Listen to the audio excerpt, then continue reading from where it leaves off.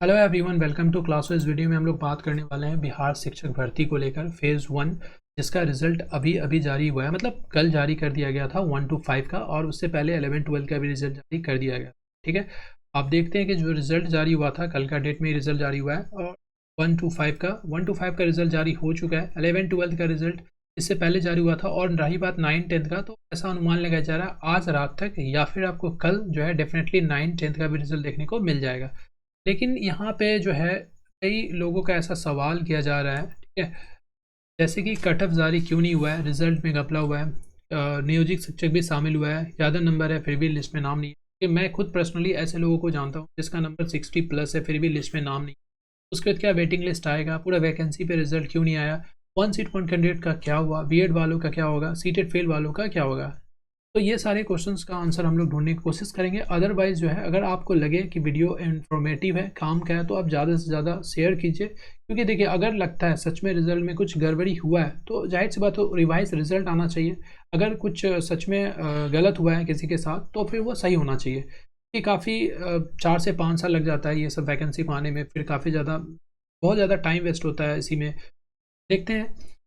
सबसे पहले तो कॉन्ग्रेचुलेशंस, जिसका भी सिलेक्शन हुआ है, जिसका भी लिस्ट में नाम है, जो भी अपना रोल नंबर मिला लिए हैं, ठीक है, उसको कॉन्ग्रेचुलेशंस आप सभी को। मैं रिजल्ट के खिलाफ नहीं हूँ, क्योंकि आप लोग का अगर नाम है लिस्ट में तो डेफिनेटली आप लोग कुछ ना कुछ ये मतलब मेहनत किए होंगे। क्योंकि बीपीएससी का क्वेश्चंस का लेवल सभी को पता है, जो ज़्यादा मेहनत किया होगा उसी का लिस्ट में नाम है। अदर कुछ अगर त्रुटि हुआ है तो उसको ठीक किया जाएगा, ठीक है, उसी पर हम लोग बात कर रहे हैं।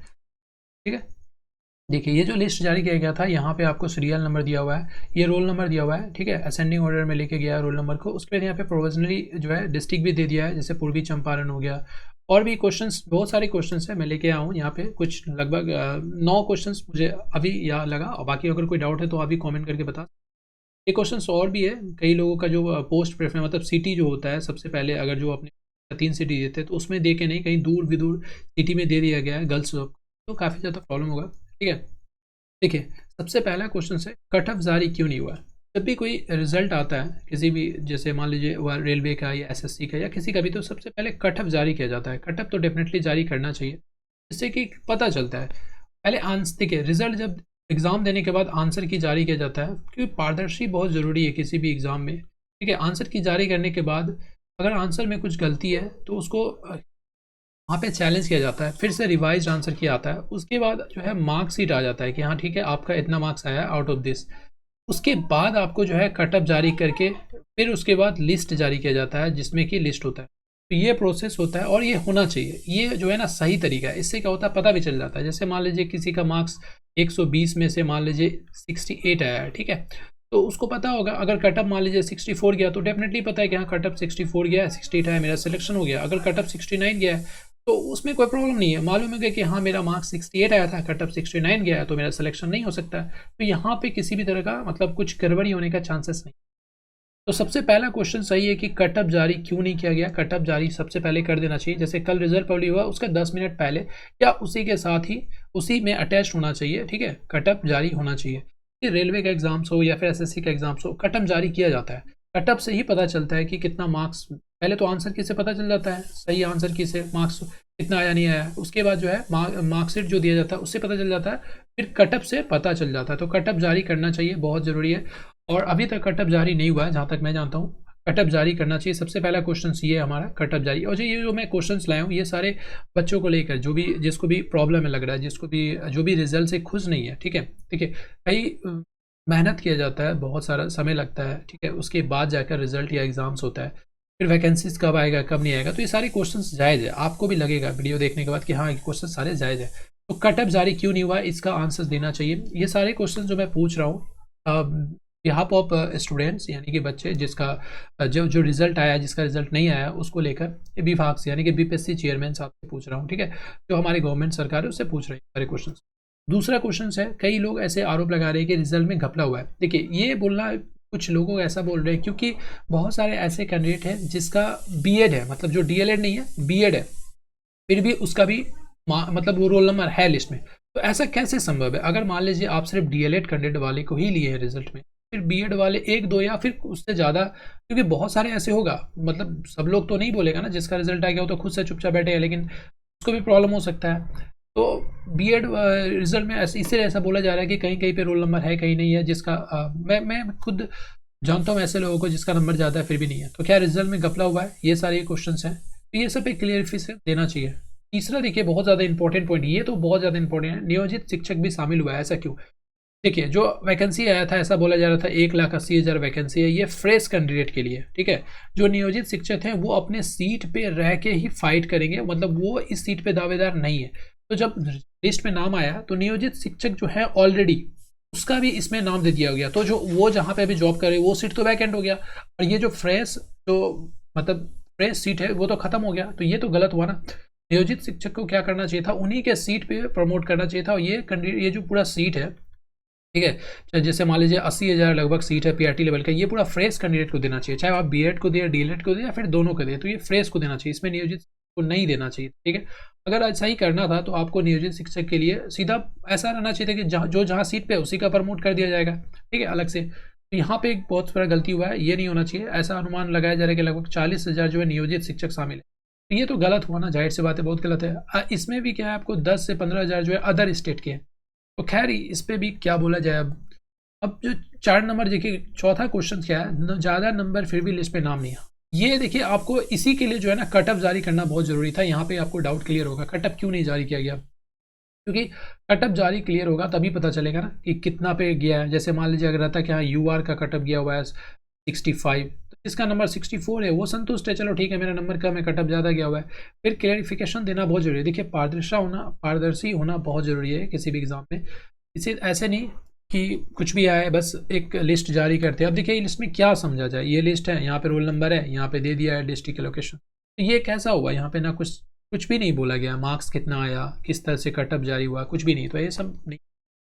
तो ये है लिस्ट में जारी। बहुत सारे ऐसे कैंडिडेट है जिसका नंबर 60+ है फिर भी उसका लिस्ट में नाम नहीं है, और बहुत सारे ऐसे कैंडिडेट जिसका 50 नंबर है, 55 नंबर, उसका भी लिस्ट में नाम। तो ये सारे डाउट को क्लियर करना बहुत जरूरी है। उसके बाद अगर हम लोग 5 नंबर का क्वेश्चन देखते हैं तो यहाँ पर क्या वेटिंग लिस्ट आएगा।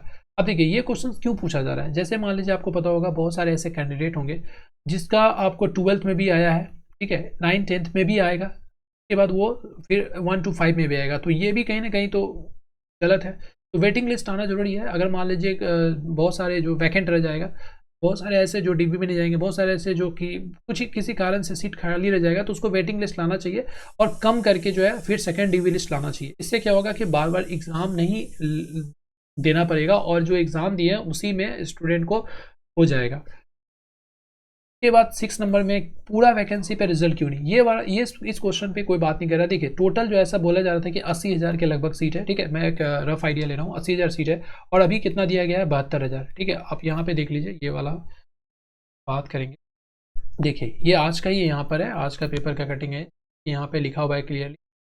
यहाँ देखिएगा तो आप देखिए 62,653, मतलब 62,653 सफल हुए हैं, जिसमें कि यहाँ पे अगर आप देखिए शायद आपको दिखाई नहीं पड़ रहा होगा, उर्दू माध्यम में 7,797, और आपको बंगला में है 19,069, यानी कि टोटल 7,200, 72,400 के समथिंग जो है, 72,400 के समथिंग रिजल्ट हुआ है, और सीट कितना था 80,000 के आसपास, यानी कि अभी भी जो है 7,500 की सीट खाली है। तो ये 7,500 पे क्यों नहीं आया वैकेंसी, इस पर भी तो बोलना चाहिए ना, इस पर भी बोलना चाहिए। अगर पहले बोल रहे थे कि कम करके जो है 5% कम करके भी जाके किसी न किसी तरह से पूरे पे भरा जाएगा, तो 100% सीट भरना बहुत ज़रूरी है, क्योंकि पता नहीं फिर वैकेंसी कब आएगा। और खाली रखने का क्या मतलब, जब कैंडिडेट है आपके पास, कट ऑफ इतना हाई कैसे चला गया है। मान लीजिए कट ऑफ हाई गया है तो इसका मतलब आप कम करके ये पूरे सीट भर सकते थे, तो यहाँ पे कुछ ना कुछ डाउट है बच्चों को, तो यहाँ भी क्लियर करना बहुत ज़रूरी है कि ऐसा क्यों हुआ है, ठीक है।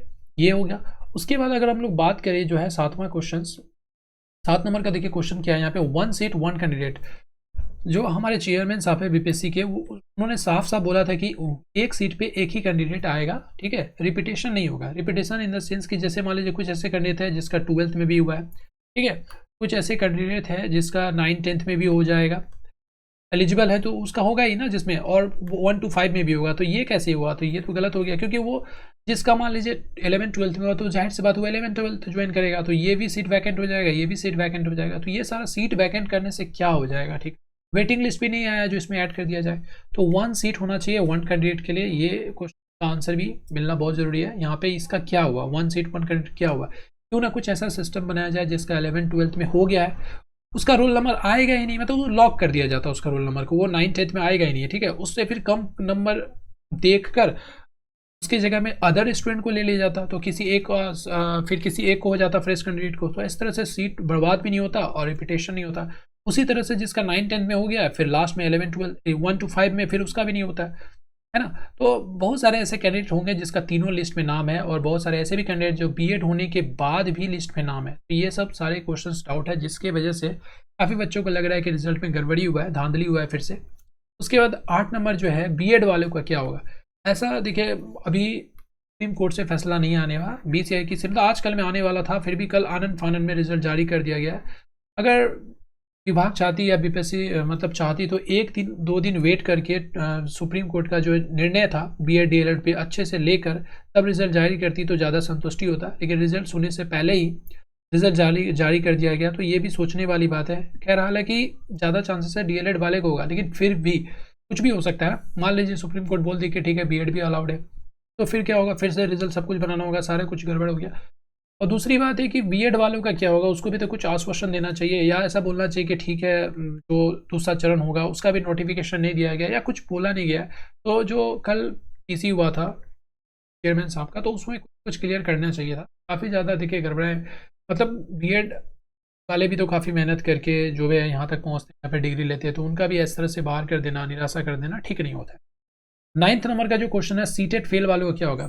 अब देखिए, जब फॉर्म फिल करते समय अपेयरिंग वाले को भी मौका दिया गया था, उस समय आपको सीटेट का जो बोल रहा था, जो जुलाई या अगस्त में सीटेट होने वाला था 20 अगस्त में, तो ऐसा बोला गया था कि ठीक है सीटेट जिसका नहीं हुआ जो 20 अगस्त को देंगे वो भी अप्लाई कर सकते हैं। तो अप्लाई तो कर दिए, एग्ज़ाम भी दे दिए 24 अगस्त को बीपीएससी का, लेकिन जब सीटेट का रिजल्ट आया तो उसमें फेल हो गए, ठीक है 1 to 5 का बात कर रहे हैं हम लोग, फेल हो गया, तो उसका भी रिजल्ट आया है। तो जब सीटेट ही फेल हो गया तो इसका मतलब 1 to 5 के लिए एलिजिबल ही नहीं, चाहे बीपीएससी जो एग्ज़ाम में कितना भी नंबर ले आए, 120 में 120 नंबर ले आए, फिर भी आप एलिजिबल नहीं है, तो उसके लिए भी क्या होगा। तो वो सीट तो अभी अब जब ये डॉक्यूमेंट वेरिफिकेशन में जाएगा, वहाँ पे सीटेट फेल का डॉक्यूमेंट लेके जाएगा, तो उसको तो बाहर कर दिया जाएगा, तो वो भी सीट वैकेंट हो जाएगा। तो फिर ऐसे बहुत सारे कैंडिडेट होंगे, ठीक है, ऐसे बहुत सारे कैंडिडेट होंगे जिसका सीटेट फेल हो गया है, या फिर जो डीएलएड अपियरिंग वाले होंगे उसका भी रिजल्ट में कुछ ना कुछ आया होगा, या हो सकता है उसको मतलब कुछ ना कुछ रिजल्ट फेल हो जाए, कोई सब्जेक्ट में फेल हो जाए, तो वहाँ भी सीट खाली हो जाएगा।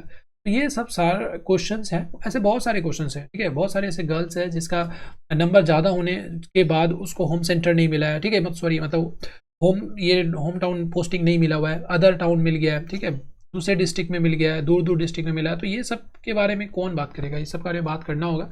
अगर सच में लगता है कि रिजल्ट पूरे अच्छे से हुआ है, निष्पक्ष मतलब पूरे कहीं पे कोई डाउट नहीं है, किसी तरह का धांधली या गड़बड़ी नहीं हुआ है, तो इस पर बात करना चाहिए। आई थिंक कुछ ना कुछ सरकार को बोलना चाहिए। बाकी जो है सवाल उठा रहे कैंडिडेट, किसी तरह का डाउट होगा तो पूछेंगे, जाहिर सी बात है, संतुष्ट नहीं है। बहुत सारे ऐसे बीएड वाले हैं, उसका भी लिस्ट में नाम है, अगर बीएड वाले को देना ही था तो पूरा को देते हैं, नहीं तो एक को भी नहीं देते हैं। और कटअप तो जारी करना बहुत ज़रूरी है, कटअप लिस्ट जारी कीजिए, मार्कशीट जारी कीजिए। ये सारी जो क्वेश्चन आई होप मुझे लगा जेन्युइन क्वेश्चन है, जो मैं बच्चे के बिहाफ में स्टूडेंट के जो है जिनका भी मतलब जो भी एग्ज़ाम दिए थे, जिनका सिलेक्शन नहीं हुआ है, वो उन लोगों के बिहाफ पे मैं ये क्वेश्चंस पूछ रहा हूँ। तो आई होप आपको वीडियो अगर जेन्युइन लगा होगा तो आप कमेंट करके ज़रूर बताइएगा, किसी तरह का डाउट है या फिर आपके साथ कुछ हुआ है तो, या कुछ भी गड़बड़ लग रहा है आपको तो आप बताइएगा।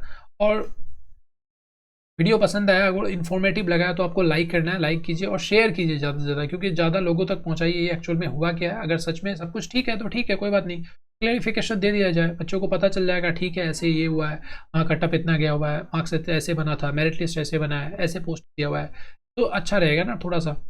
चलिए मिलते हैं किसी और वीडियो में किसी और टॉपिक के साथ। Thank you so much for watching this video. God bless.